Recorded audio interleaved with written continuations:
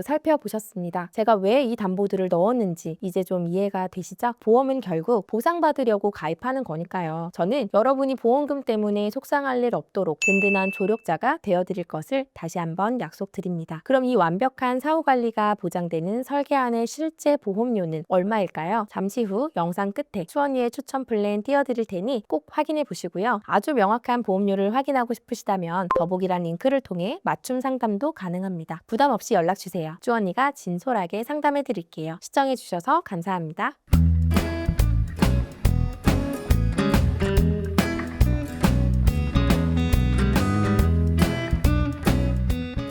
본 광고는 심의 기준을 준수하였으며 유효기간은 심의일로부터 1년입니다.